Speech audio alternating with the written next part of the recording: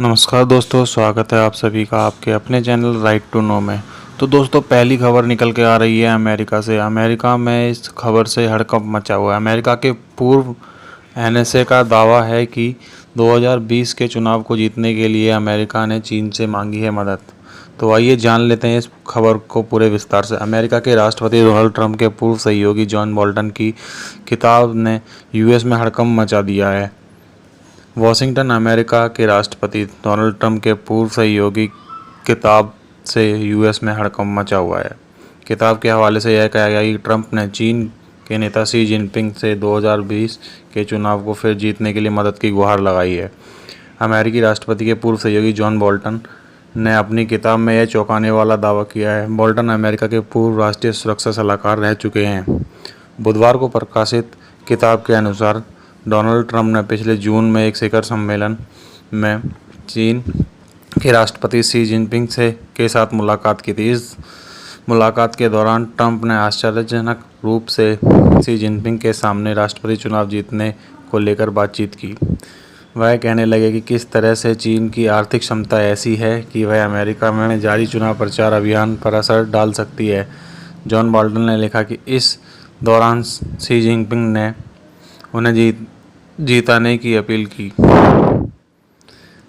The Washington post, the New York times और the wall street journal द्वारा प्रकाशित अंकों में बोल्टन लिखते हैं कि डोनाल्ड ट्रंप ने बातचीत में अमेरिका के किसानों के महत्व पर जोर दिया और कैसे सोयाबीन और गेहूं की खरीदी में वृद्धि हुई संयुक्त राज्य में चुनावी परिणाम को प्रभावित कर सकती है यह चर्चा। तो दोस्तों, दूसरी खबर भी चाइना और अमेरिका को लेकर आ गई है। तो दोस्तों, कल डोनाल्ड ट्रंप ने उइगर मानवाधिकार एक्ट पर अपने हस्ताक्षर कर दिए हैं। यह कानून बनते ही जो उइगर मुसलमानों पर चीन में जो उत्पीड़न हो रहा है उस पर जो भी अधिकारी उत्पीड़न करते हैं उन सभी की संपत्ति को सीज किया जाएगा और उनको वीज़ा भी निरस्त किया जाएगा। अमेरिकी कांग्रेस की ओर से लगभग सर्वसम्मति से यह पारित किया गया है। इस कानून में अमेरिकी प्रशासन को उन चीनी अधिकारियों पर कार्रवाई का प्रावधान किया गया है जो उइगर और अन्य अल्पसंख्यकों की मनमानी, हिरासत, यातना और उत्पीड़न के लिए जिम्मेदार हैं। नए कानून में मुसलमानों के उत्पीड़न और मानवाधिकार हनन के जिम्मेदार अधिकारियों का वीज़ा वापस लेने का प्रावधान होगा। इसके तहत अमेरिका दुनिया की सबसे बड़ी अर्थव्यवस्था वाले देश में ऐसे अधिकारी की संपत्ति को फ्रीज कर सकेगा और देश में उनके प्रवेश पर प्रतिबंध लगा सकेगा।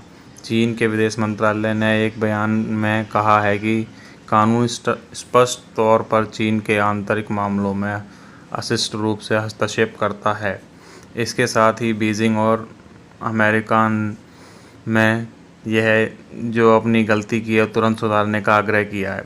चीन के विदेश मंत्रालय ने कहा तथाकथित कार्य जानबूझकर शिनजियांग में अधिकारों की स्थिति को खराब करता है और चीन की नीति पर प्रहार करता है।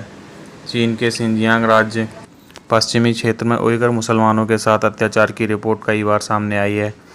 यहाँ पर उइगर मुसलमानों की बढ़ी हुई दाढ़ी और ज़्यादा बच्चे पैदा करने के कारण नज़रबंद शिविरों में भेजने का भी खुलासा होता रहा है।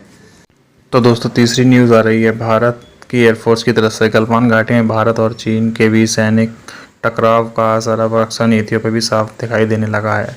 भारतीय वायुसेना ने केंद्र सरकार को रूस के 23 नए फाइटर जेट खरीदने का प्रस्ताव भेजा। इन फाइटर जेट्स में 21 मिग-29 और 12 सुखोई 30 MKI शामिल हैं। न्यूज़ एजेंसी ANI ने सरकारी सूत्रों के हवाले से बताया कि एयरफोर्स पिछले कुछ समय से इस प्रस्ताव पर काम कर रही है। इन एयरक्राफ्ट को खरीदने की लागत करीब 6,000 करोड़ रुपए होगी। अगले हफ्ता रक्षा मंत्रालय की एक उच्च स्तरीय बैठक होनी है। इस दौरान मंत्रालय की मंजूरी के लिए यह प्रस्ताव रखा जाएगा।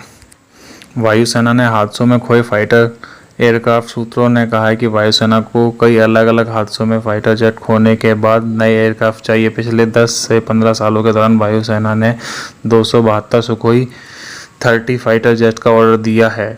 वरिष्ठ अधिकारियों का मानना है कि अब तक जितने एयरक्राफ्ट शामिल किए गए हैं उनकी संख्या वायुसेना की हैवीवेट एयरक्राफ्ट जरूरत के लिहाज से मुनासिब है। एयरक्राफ्ट मेक पर स्टडी भी कराएगी एयरफोर्स एक स्टडी भी करना चाहती है ताकि यह पता लग सके कि रूस से जो MiG-29 हमें मिलने हैं वह लंबे वक्त तक वायुसेना में अपनी सेवाएं दे सकते हैं या नहीं। MiG-29 को उड़ाने वाले पायलट उनकी बनावट और मशीनरी के जानकार होते हैं, लेकिन रूस ने जो MiG देने का प्रस्ताव दिया है वह थोड़े अलग हैं। अभी भारत के पास MiG-29 की 3 स्क्वाड्रन है। इन एयरक्राफ्ट की लाइफ बढ़ाने के लिए इनका अपग्रेडेशन भी किया जाता है।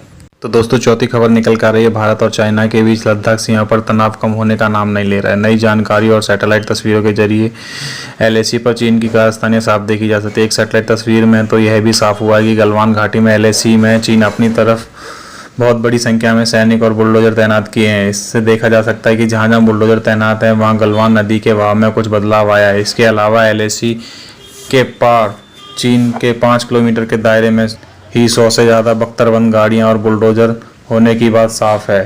गौरतलब है कि यह जानकारी ऐसे समय पर सामने आई जब भारत और चीन के बीच मेजर जनरल स्तर पर वार्ता अलग अलग चरणों में हो रही। कल हुई वार्ता लगभग 6 घंटे चली। चीन के साथ तनातनी पर विदेश मंत्रालय ने कहा कि दोनों मुल्क बराबर संपर्क में। कुछ भारतीय सैनिकों को अभी चीन के कब्जे में कहने की बात सामने आ रही थी। विदेश मंत्रालय ने इस पर साफ किया कि भारत का कोई भी फौजी लापता नहीं है। मंत्रालय ने आगे कहा, हम उम्मीद करते हैं कि चीन सीमा पर अपनी गतिविधियों को सीमित करेगा।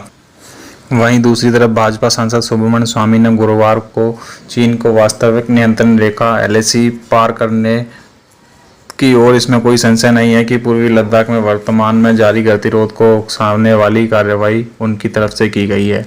स्वामी ने कहा कि गतिरोध के दौरान चीन ने जिस जमीन पर कब्जा किया उसे भारत को वापस लेना चाहिए, क्योंकि अधिकतर भारतीय चाहते हैं कि देश इसके लिए लड़े। विदेशी पत्रकार क्लब की ओर से आयोजित वेबिनार में जब स्वामी से पूछा गया कि अपनी ज़मीन वापस लेने के लिए क्या भारत युद्ध स्तर तक भी जा सकता है, तो स्वामी ने कहा कि मैं अपनी पार्टी की भावनाओं को समझता हूं और जानता भी हूं।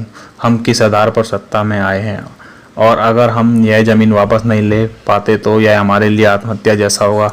इस बात से यह फ़र्क नहीं पड़ता कि इसके लिए हमें क्या कीमत चुकानी पड़ेगी।